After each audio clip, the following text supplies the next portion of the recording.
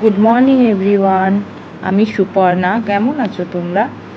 এটা আমার মেয়ের কনভোকেশন ডের ভিডিও। আমার মেয়ে আজ অফিসিয়ালি ডক্টর হলো। ও খুব খুশি, আমরাও খুব খুশি। জানো তো সবাই, ডক্টর হওয়া, এমবিবিএস পড়া কতটা টাফ, কতটা পরিশ্রম করতে হয় সবাইকে। আমার মেয়ের স্বপ্ন ছিল একদিন ও বড় ডাক্তার হবে, সবার সেবা করবে।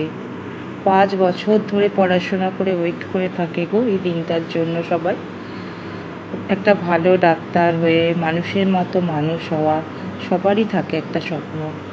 তোমরা ওকে আশীর্বাদ করো, ও যেন একটা ভালো ডাক্তার হয়ে উঠতে পারে, মানুষের সেবা করতে পারে।